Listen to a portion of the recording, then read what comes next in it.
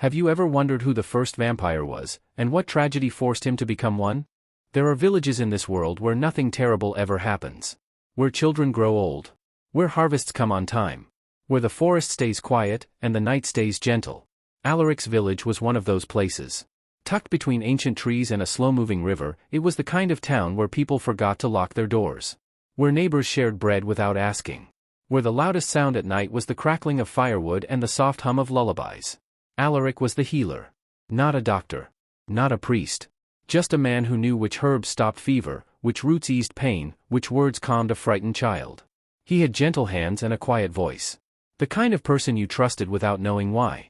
He didn't believe in monsters. He didn't believe in curses. He believed in medicine. In care. In the simple truth that most suffering could be eased if you paid attention. And he believed in Elara. She was his wife. Not because of arrangement or convenience, but because they had chosen each other in the way that some souls simply do. She was a weaver, her fingers always busy with thread and color. But what the village remembered most about Elara wasn't her work. It was her warmth.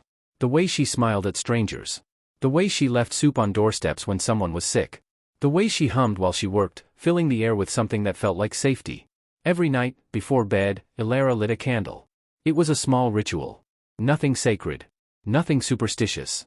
Just a habit she'd kept since childhood. It keeps the dark from feeling too heavy, she'd say. Alaric would smile. The dark isn't afraid of candles, love. Maybe not, she'd reply, kissing his forehead. But I am. He never argued with her about it. That last evening was ordinary. Alaric came home as the sun dipped below the trees, his satchel heavy with dried herbs and glass vials. Elara was at the loom, her hands moving in rhythm, her voice soft with song. Long day, she asked without looking up. Not too long, he said, setting his bag down. Old Marin's hip is better. And the Pharaoh boy's fever finally broke. Good. She smiled. You're a miracle worker. I'm a man with plants and patience. She laughed, and the sound filled the small cottage like light. They ate together. Bread and cheese and honey. Simple food that tasted better because they shared it. They talked about small things. The garden. The neighbors. Plans to visit her sister in the spring. Normal things. Safe things. As night fell, Elara stood and walked to the small table by the window. She struck a match.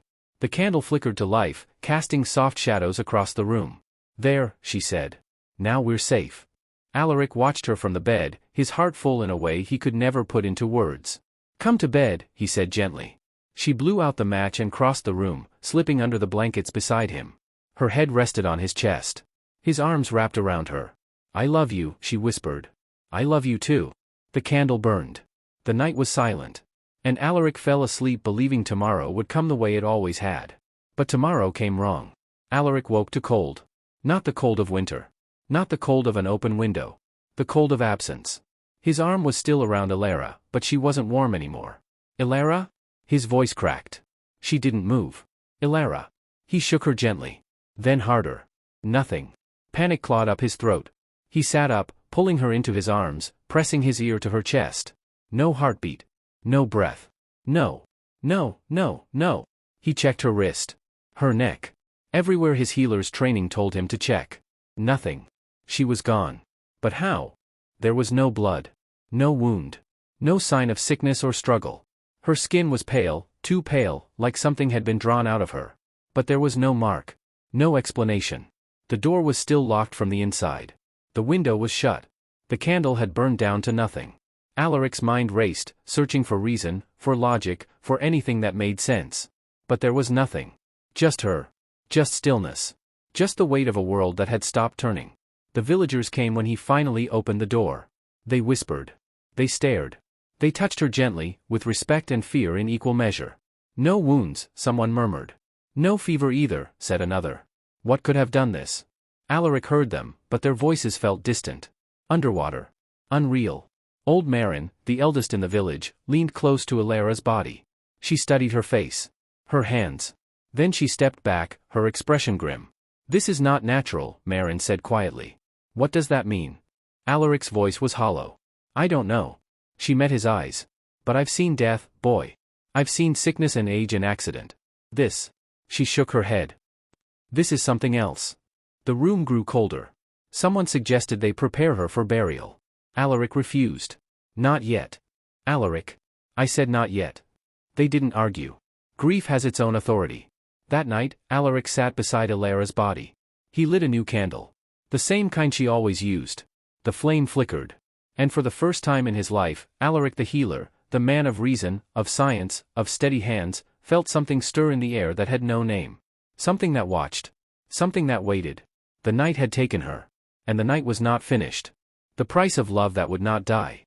3 nights. That's how long Alaric sat beside her body. The villagers came with food he didn't eat. With words he didn't hear. With offers to help prepare the grave. He sent them all away. Just one more night, he'd say. But 1 became 2. 2 became 3. And on the 3rd night, alone in the candlelight, Alaric finally admitted the truth to himself. He couldn't let her go. The candle burned. It always burned now. Alaric kept it lit the way Elara used to. As if the flame could hold back whatever had taken her. As if light could undo death. But something else was happening. In the silence of those long nights, Alaric began to hear things. Whispers. Not words. Not voices. Just something. A presence in the room that hadn't been there before. A weight in the air. A sense that he was not alone. At first, he thought it was grief playing tricks on his mind. But then the whispers grew clearer. And they spoke her name. Elara. Alaric's head snapped up. The candle flame bent sideways, though there was no wind. Who's there? His voice shook. No answer. Just the whisper again, softer now. Elara. His heart pounded. His hands trembled. What do you want? The flame steadied. And in the corner of the room, where the shadows pooled deepest, Alaric saw something move. Not a person. Not a shape. Just darkness, shifting. He should have been afraid. But instead, he felt something else. Hope. The next morning, Alaric went into the forest. There was a place the villagers avoided. A ruin deep in the trees where old stones stood in circles, covered in moss and thyme. Some said it was a temple. Others said it was a grave. No one went there. But Alaric had heard stories. Stories of a book. A manuscript left behind by people who lived in the village long before his time. People who knew things the world had forgotten. He found it in a stone hollow, wrapped in oiled cloth. The pages were brittle. The ink was faded. But the words were still readable. And what Alaric read made his blood run cold. Death is not an ending. It is a doorway. And for those with courage, or desperation, the doorway can be opened. There were instructions. A ritual. Blood. Earth. Spoken names. Warnings, too. Written in frantic script along the margins. Do not call what you cannot hold. The night answers only once. What returns is not what was lost. Alaric read every word. And then he closed the book. He told himself he wouldn't do it. He told himself it was madness. But when he returned home and saw Elara's still, pale face in the candlelight, he stopped telling himself anything. The ritual had to be done at midnight. In the place where she died. Alaric prepared everything. A bowl of earth from beneath their bed. A blade from his healer's kit. The words written carefully on parchment so he wouldn't forget. When the village was asleep, he began.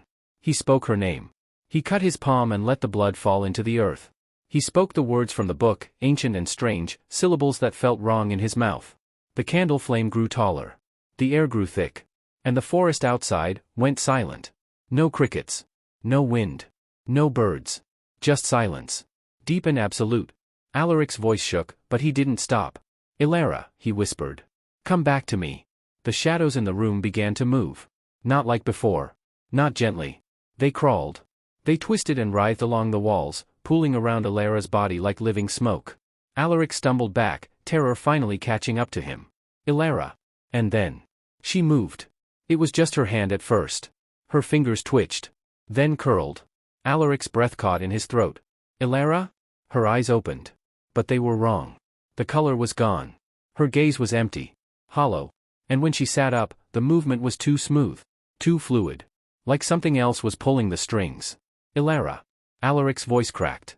It's me. It's Alaric. She turned her head toward him. Slowly. And then she smiled. It was her smile. But it wasn't. Alaric, she whispered. Her voice was hers. But colder. Distant. He stepped forward, tears streaming down his face. You're back. You're. She lunged. The pain was instant. Her teeth sank into his neck, and Alaric screamed. Not from the bite. But from what came after. Fire.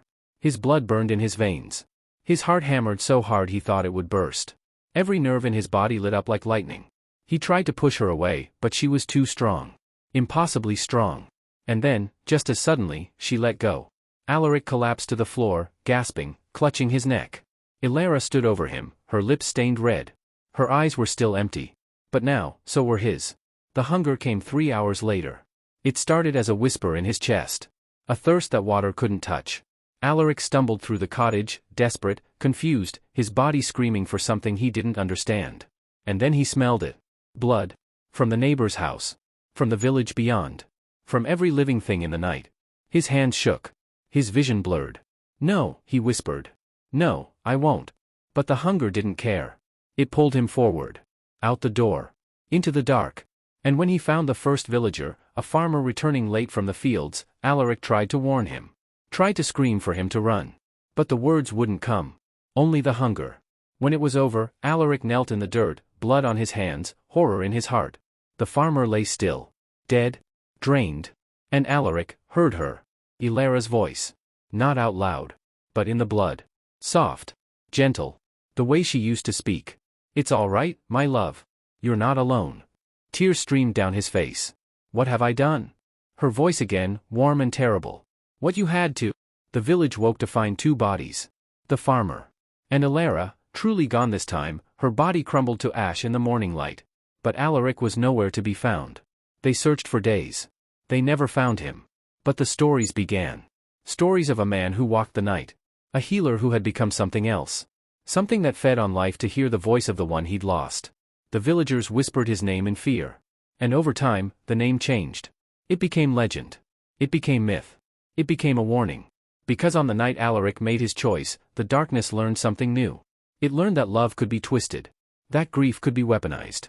That the most dangerous monsters aren't born from hate. They're born from hearts that couldn't let go. And somewhere, in the deep woods where no one dares to walk, a candle still burns. Waiting.